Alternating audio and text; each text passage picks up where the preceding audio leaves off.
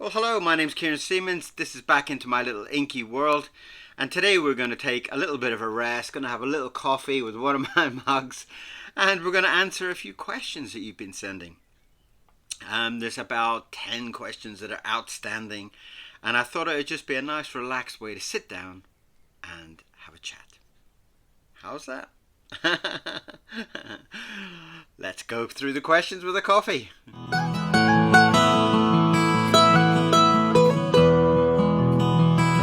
Okay, so thank you very much for all your questions. You've had a couple of years now of sending me absolutely fantastic questions. Absolutely amazing. All of you are absolutely amazing with some of the questions and things that you've sent in. But there is a few that have been a little bit kind of outstanding that I just don't know where else to kind of answer them. So I thought we'd sit down, have a nice coffee, and Mr. Miro is lying next to me. There he is. I'll put the other camera down there so you can see him. He's fast asleep. He's sitting next to me after our walk in the park, which we do as a daily thing. So one of the questions was, who is the art production team behind the camera, behind all the books, behind all the videos? Who is the production team? Well, the production team is me and Mr. Miro. That's it. So if there's a video to be done, it's me and Mr. Miro. If there's editing to be done, it's me and Mr. Miro. If there's a book to be done, it's me and Mr. Miro. The formatting is done by us. The book is done by us. The writing is done. The illustration is done. Everything is done by me and Mr. Miro. And I say me and Mr. Miro because some days it is very, very, very difficult to see the point. You know, there's some days you just kind of go, oh, this is too difficult. I've got too much to do. I've got this to do. I've got that to do. I'll never finish it. And you think, well, I'm going to sit down here on the sofa and switch my brain off. And then Mr. Miro will come around and he'll sit on my lap and he'll give me a big face lick. And I kind of feel like sometimes he's saying, give me a hug, recharge your batteries, and let's do it. So Mr. Miro is he's my kind of fallen angel. You know, he is always there to support me. He's always there to kind of make sure everything is okay, you know. And I do think it would be a lot more difficult without him. So the production team, the editing team, the book team, the video team is just me and Mr. Miro. So there you go. And that kind of follows on with a question about the kind of drive. Where do you get all this energy? Where do you get all this passion to do it? And I feel like it's in me, you know.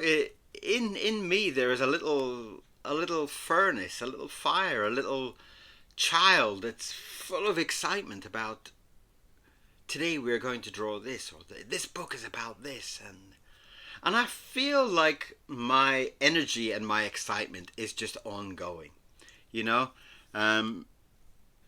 I'll wake up and I'll be excited to draw. I always am.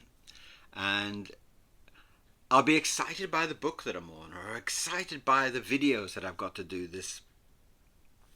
And it really is kind of like one of those type of things where it's just like you kind of, after a while, you see that you're progressing, you know. And it's a very, very, very special feeling that, you know, now I can kind of look at one of my Worry Lips books or something like that, and I feel like, Mr. Miro, we did that. We did that. We wrote it, we drew it, we edited it, we formatted it, we uploaded it, we've done all the marketing for it. You know, even the marketing team. It's just me and Mr. Miro. That's all. So, that energy and that passion is just there every day. It's there. I mean, some days it isn't. Some days it's very, very, very tough to go, why am I doing this? But there's a very, very few. So I think if you have that love inside, I think if you have that passion inside, you should be okay. You should kind of keep going. So we have another question that is, what do I love and hate? Wow. Well, what do I love? I love everything. I really do. I love making the videos. I love seeing the feedback. I love getting the comments from everybody. That kind of recharges my battery in a way, you know. You do a video and you're really, really pleased with it, and you put it up and you got 50 people that write to you and say, oh, I love this about it. And what's this about your ink? And what did you do that? And why is this? And all that question kind of makes me feel like there's people there, you know. There's people that are interested. There's people that want more. And that's kind of like having your telephone and plugging it in to charge it, you know. When you send me a comment, when you send me some kind of love, when you send me a little donation and say, there's £5, keep going, that is like £5 million in my little world. So that little comment is when we and Mr. Miro sit down at the end of the day and we get a touch to you. We get a round of applause from you, or we get a hug from you. That really recharges both of us. Well, obviously at the moment he's completely crashed out, but it is you. It's you that I love. It's your energy that you give me. That's what I love. So I love everything about it. I love doing the drawing and the videos, and I really love my whole life, really. What do I hate? I hate supermarkets. I really hate supermarkets. I am terrible in supermarkets. I hate going into supermarkets and thinking, right, what do I need? I need some bananas. I need some bread. I need oh, look, they do something, and I'll be sidetracked, and I'll say, oh, look at that, that's a jar of healthy peanut butter or something, and I'll be like, wow, isn't that, it looks so good, oh, and then I'll forget about shopping, and then I will come back with the most obscure collection of shopping ingredients that probably you could never make a dinner out of. So I seem to, the first 3 minutes, 5 minutes maybe in a supermarket, I'm in control and I know what I'm doing. And then after that, I lose it and I come back with a whole bag of weird and wonderful things. So that's probably what I would say I would hate. Right, so we have another question that is, are you married? I've noticed you have a new ring on your finger. Have you recently got married?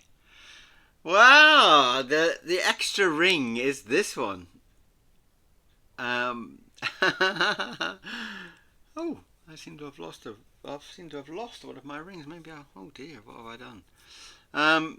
Well, yes, this is the new ring, and no, it's not a wedding ring. It is the simple fact that my sister had bought me this rather beautiful ring. It's kind of got like a wood and a beautiful blue stone in the middle of it. And my sister had bought me a ring, and the only finger that it would fit on would be, it doesn't even fit on that one. The only finger that it would fit on would be my wedding finger. So no, I am not married. Who's mad enough to marry me? No, I'm not married. That is a ring from my sister. So I would say it's a love ring from my sister. I seem to have lost one of my rings. I just noticed it as I'm looking. Hopefully it's in one of my pockets or something. It's a rather beautiful little ring. A little copper ring, actually. But we shall think about that later on. Um, can Mr. Miro read minds? Oh, brilliant question. Of course he can read minds.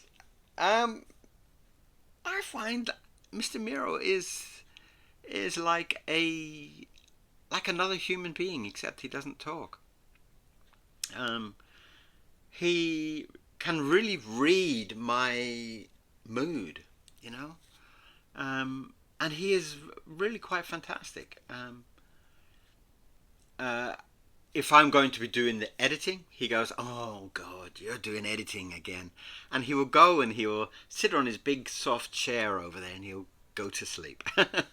But when I'm doing the video, he knows the cameras are up and I'm going to be talking, and he gets all excited and he's running around my feet and playing with balls and toys and stuff like that.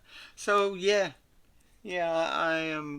I'm completely convinced that Mr. Miro can read minds.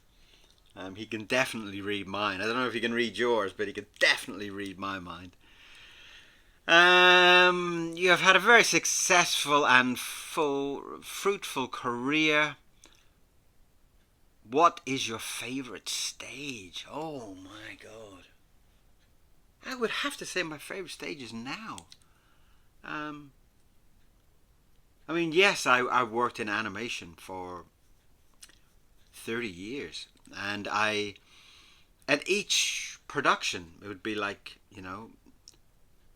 the excitement of working on the Moomins, the excitement of working on Roger Rabbit, the excitement of working on Lilo and Stitch or Dennis the Menace or Paddington or all the other amazing TV shows and things that I've worked on. Yeah, each one was a highlight, But to be honest, this stage now where I'm actually doing my own productions, my own books, and I have done it for many years now. I have done my own books back even from the days of when I did King Rara. King Rara was a TV show that I wrote and designed, and so was the Mission E and the Little China, the panda. They were all my writings, my creations, and they were made into cartoon shows. And from the cartoon shows, we made a lot of the books. But now it's kind of like I feel more free. There's a freedom there that I am under no kind of obligations to do a children's story or to do anything. Whatever comes into my mind. I've actually just finished writing a very short story about a boy and his dog, and and it was just one night I couldn't sleep, and I sat. Mr. Miro was fast asleep, and I couldn't sleep. My mind was all active, and I started to write this short book. And when I woke up, I was very excited to see what I'd written, and so that's another side project. But again, it's very different from working on Worry Lips. And Worry Lips, the reality of Worry Lips was that I couldn't really have gone to a production company and said, "Well, I've got this idea for this love story,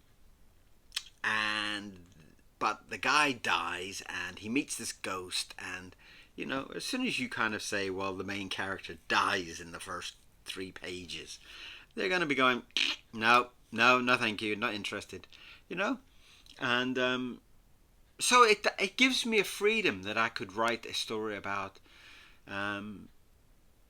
ghosts and mental health and stuff like that. Norman goes through a lot of craziness in there, and I think if it had been a book that was written through the the actual production system that I probably wouldn't have been able to get away with as much as I got away with. I mean, even the title of book 2, and I can't say the title yet, but the title of book 2, they definitely wouldn't have allowed. So the freedom. So I would have to say now is my favorite time. Now is my my freedom. You know, that kind of freedom to do anything that I want in any way that I want with any design. Even the design of Seconia being a kind of dark, kind of candy floss type of character. Probably would have had a lot of discussions and a rather big board meeting to bring me back to the white sheet kind of ghost. So I would say my favorite stage is now. I feel very excited. I feel very hopeful of the future. I feel very, very in tune with what's happening. So yeah, right now. So, if you weren't an artist, what would you do? Oh my. Well, I would probably say I would love to be a professional mandolin player. I love mandolins. A musician of some sort. Though, to be honest, I'm a very average player. I don't really have a musical talent. You know, I see some people that kind of can pick it up with their ear, you know, and they'll say, "Oh, is that it? Oh, that's in the key of G," and they'll go, I can't do that. So if I was really dedicated and I was really good, I would love to be a mandolin player. But the only other thing that I love is I love magicians. I love magic. Don't tell me what the trick is. Don't tell me how the trick is done. I hate to know what the trick is, how it's done. But I love magic. I love the excitement of magic. I love the whole beauty of magic. When I was actually in China, I had my own music company, and about 3 doors down there was another American man, and we used to sometimes chat, and he used to do magic, and he used to come into, yeah, you know, he kind of, you'd see him come through the door and he'd go, "Hey, Kieron, I've got a new trick. Do you want a new trick?" "Yes, please." You know, and he used to do all these magic tricks, and he'd get out his cards and he'd do that, and I would just be completely blown away. And a lot of times I would just say, "Do that trick again. Do it again. Do it 3 times." So I loved that period of time when I used to be working in the music shop, and I'd set up this instrument shop, making mandolins and ukuleles and guitars and things like that, while I had my animation studio. So I had 2 kind of companies, and he used to come in and test out his magic on me, you know. So if I could be good enough, a magician would be quite something. But on TV, if there's a magician comes up, I will watch it. I will be absolutely amazed. I love magic. Magic and mandolins. There you go. The 2 M's. So how do you deal with negative comments? How do they affect you? Wow. Well, negative comments are a really difficult subject. But I've kind of, over the years, I've kind of seen that I kind of see that a very negative comment is the other person's problem. You know, if somebody is in there to point a finger or to say something nasty to get some kind of reaction, I do find that it's kind of their problem. you know. Why do you need to be nasty at somebody when you could be beautiful to somebody, you know? So dealing with nasty comments is the easy solution, and the solution that I do now is that I basically delete it. Before it would affect me. Before I would think, oh, why does that guy think my nose is too big? Or why does that guy think my head is square? Or why does that guy think this about my drawings? Or what?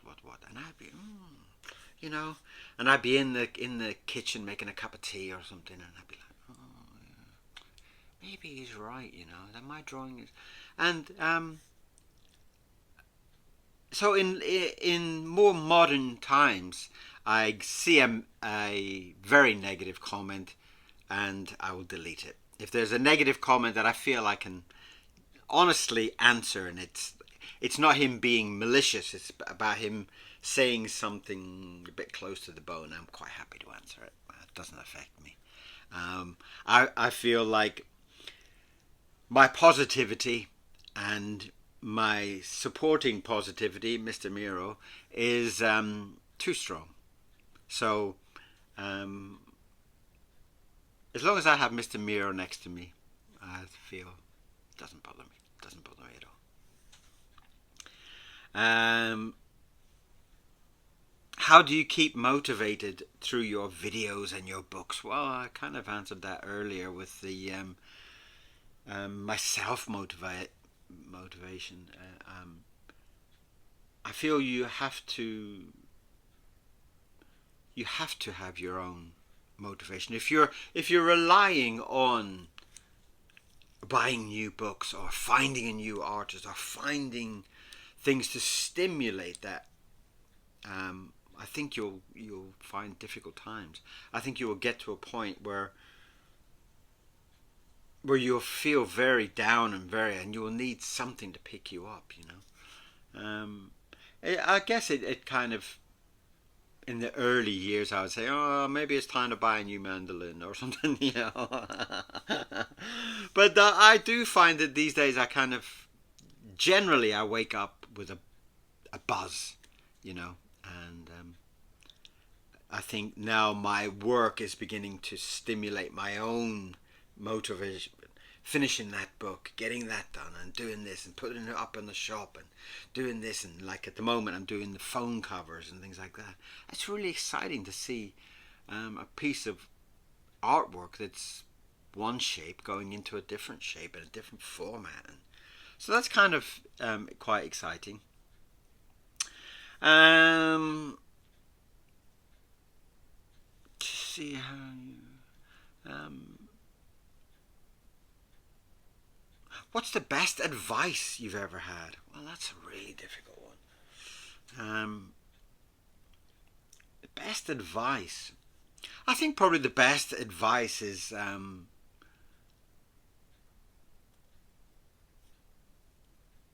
only look back.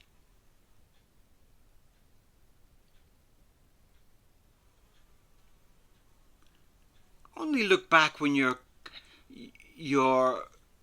seeing how far you've come, you know, something like that. I remember old drawings and things like that used to bug me, and I think, oh, people have seen that now, and you know. But now when I look back, I kind of think the progression to the stage I am now to 1 year ago or 5 years ago is huge. So I look back at my career or back at past things to see how far I've come. And even if you were to compare, for example, like with Worry Lips, book 1 and book 2, I feel like my writing has progressed massively in only a year and a half. I feel like book 2 is I've chosen nicer words. I've constructed sentences better, and situations I've understood better, and things like that. So yeah, only look back if it's to see how far you've come. There you go. That'll be your advice. That's my advice to you as well, I guess. Don't look back if you're going to get stuck there. You know, it's kind of very easy to. But so that's some of the answers. For some of the questions that it was difficult to squeeze in, but I know that people keep asking me kind of personal questions. But this is me. This is my simple life. It's me and Mr. Miro. We make everything. We do everything. We are very independent, and our success relies on you. It's if you like the shop, if you like the books, if you like the videos, it's all at this beautiful stage, and I think we can only get better. But I'm very happy, and I'm very happy sharing my life with Mr. Miro. I think he makes a lot of things very, very special. So thank you very much for all the questions. I'm sorry for it's taken me so long to answer some of them, especially the wedding one. That was you guys are amazing how you pick up things like that, you know. So thank you very much, and the next video will be a drawing video, but this is just a little touch base and answer some of the more kind of personal questions. So thank you very much, and I will see you back on the drawing board very soon. Okay, see you all again very soon. Pop over to the shop, pop over to Amazon, go and treat yourself. Go and treat yourself to something. And I will see you all very soon. Bye bye. And just in case you were worried, I found my little ring. It was on the floor. So there's my extra ring. So thank you very much, and I'll see you soon. Bye bye.